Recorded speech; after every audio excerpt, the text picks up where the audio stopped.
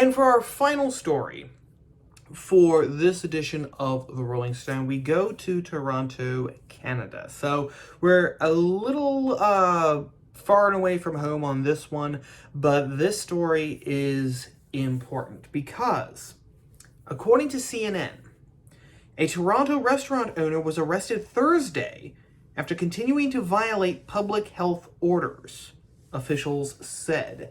The man in question was named Adam Skelly, who owns Adamson Barbecue.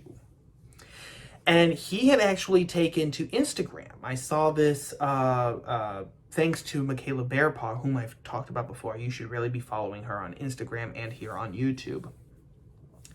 But she shared in her stories a story that Adam Skelly had shared on his Instagram post, where he basically told people that he wasn't going to be following the health codes relating to the coronavirus by the city of Toronto anymore. He was going to be open and ready for business. And because of that, because he said that, because he opened up his restaurant, he was arrested, actually taken away in handcuffs, which is an amazing thing.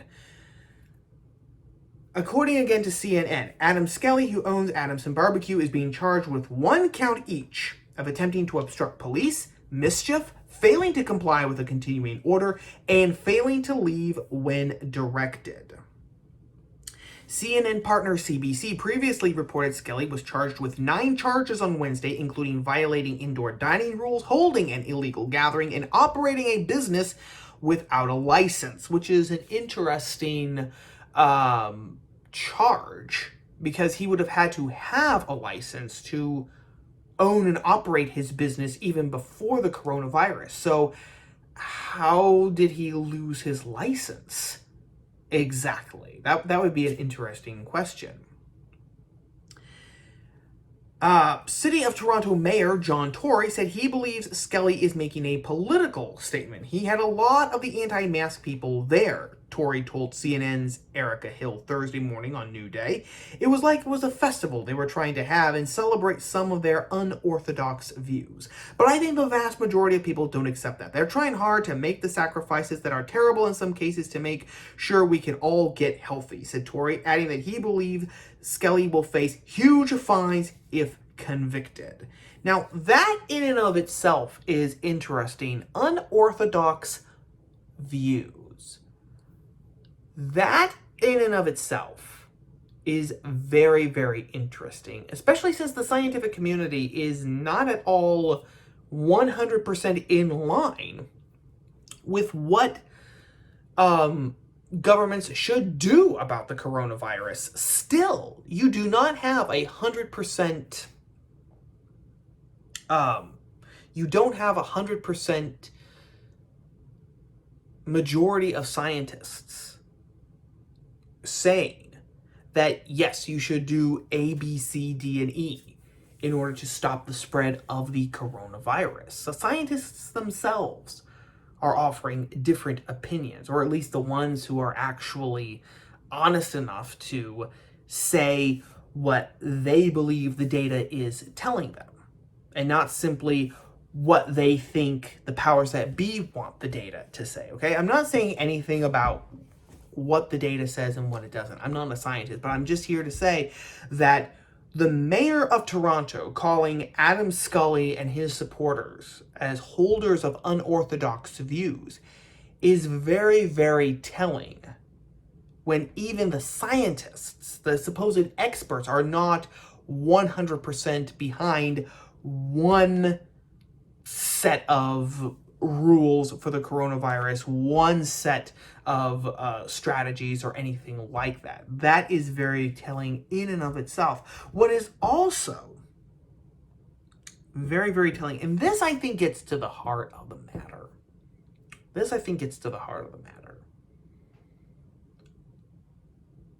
For decades now, we were basically told that responsibility was for chumps. You didn't have to be responsible. You didn't have to study for your tests. Because if you got a low grade, well, that was going to hurt your self-esteem. That was going to hurt your sense of self-worth. And so your teacher wasn't going to give you a bad grade. They might mark up the paper, right? And there are even teachers today who say that they aren't going to mark answers wrong. If you can actually explain the logic behind your wrong answer, they're not going to mark it as wrong. The Department of Education here in this country is actually contemplating getting rid of letter grades altogether. So you're not going to have A students and B students and then D and F students. I don't know what they are going to replace it with, but they want to get away from all of that because, of course, the official explanation is that this is going to hurt people's self-worth. This is going to hurt their mentality. This is going to hurt them psychologically going forward. So we can't have this. We got rid of course, the old conservative trope of participation trophies. There wasn't a trophy just for winning, coming in second, or coming in third. Everyone got a trophy just for participating. In more serious matters, look, for example, at what the left has said in regards to minority people. You can't use anymore words like objectivity or punctuality because, Hispanic Americans, Black Americans, their ideas of fact and truth might be completely different from our Western patriarchal ideas. So that might offend them. That's actually a sign of white supremacy and patriarchalism. We can't talk about punctuality, work ethic, individuality, etc., because people from different cultures, they might have completely different ideas about time, about what a good work ethic looks like, etc. So we can't even talk about those sort of things, all in the name of inclusivity, which basically boils down to saying you can come in late, you can do a bad job, you're not going to be reprimanded or anything like that simply because of the color of your skin and your ethnicity. In other words, we have been fostering laziness and shoddy work of people. We basically said, hey, if you can just attain this lowest common denominator of acceptability, then that's okay. The long and the short of it, gang, and what I've been trying to paint with just a couple of these examples is that for decades now, our oligarchy in politics and in the culture have been fostering irresponsibility upon us. They have it. You don't have to be responsible. In fact, being responsible gets in the way of having a good time. It gets in the way of quote-unquote freedom. But then came the coronavirus, and all of a sudden, that all changed on a dime. Now, if you didn't stay 6 or 10 feet away from everyone, if you didn't wear a mask, if you didn't sit at home in basically your own personal hamster wheel bubble, then you were going to kill grandma. You were going to be basically a biological terrorist. You can't do both. Do I think that people should be responsible? And do I think that people should do everything they can to make sure that other people don't get sick? Absolutely, I do. It's part of what comes with belonging to a society, belonging to a community. Absolutely. But at the same time, I also know, like we said in our last video, about the Supreme Court ruling for the Catholic Diocese of Brooklyn and the Orthodox Jewish synagogues there against Andrew Cuomo. Simply because there is a crisis does not mean that you lose your natural rights. However, when there is a crisis, people should be mature enough and farsighted enough to know that they themselves might not be able to exercise their natural rights to their full legal extent because of the crisis or because of the new circumstances at hand. That's when you have to, as the parlance goes today, adult. You actually have to have the self-discipline and the willpower to say, hey, you know what? I can do this. I have a right to do this. But because of these new circumstances, maybe I can't do that right now. Maybe I am going to have to control myself and actually place limits on myself. I will have to place limits on myself in order to do my part to work for and defend the common good, the general welfare, as the framers would say.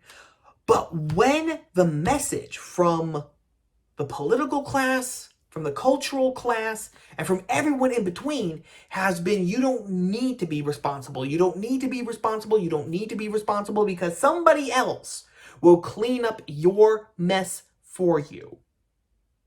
You get a girl pregnant, it's okay. There's Planned Parenthood. If she wants to have the baby, it's okay. You don't have to be a part of her life because she can actually request aid from the government, right?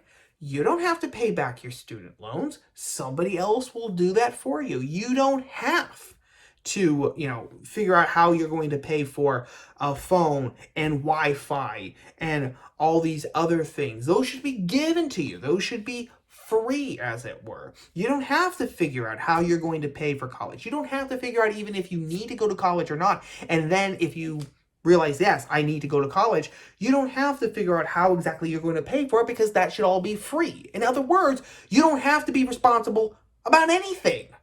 Somebody else down the road is going to take care of it for you. When people are inundated with that message day in, day out, in whatever facet of society they plug themselves into, then of course, people are not going to have the willpower to actually control themselves and actually do what's needed when circumstances change, which we know that they will. Now, I am not getting after Adam Skelly in this particular case at all. My point here is much broader. That if you really want to lay blame for all these people, okay, Adam Skelly here, he's not at fault. He's not at fault.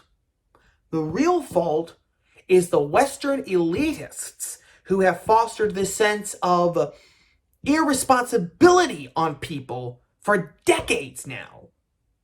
But who then back in the spring said, all of that was out the window, you now have to be responsible.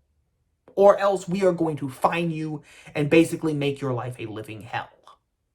That is the point that I am trying to make. These elitists who now act like they're better than us, like Andrew Cuomo and Gavin Newsom and Lori Lightfoot, they and their ideological predecessors created this crisis in the sense that they created a generation or two generations of Westerners who are basically fully grown infants with no willpower and no sense of responsibility for themselves or for anyone else.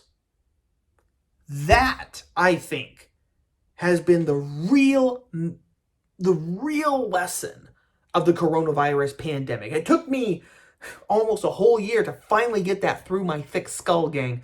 But I think that at the end of the day, that is really the lesson. That the people responsible for all this, in one sense, besides Chairman Z and his Communist Party, have been Western elites who have infantilized people to such an extent that the very thought of putting limits or parameters on anything that we say or do is nauseating to us because we've been taught that responsibility is a chump's game.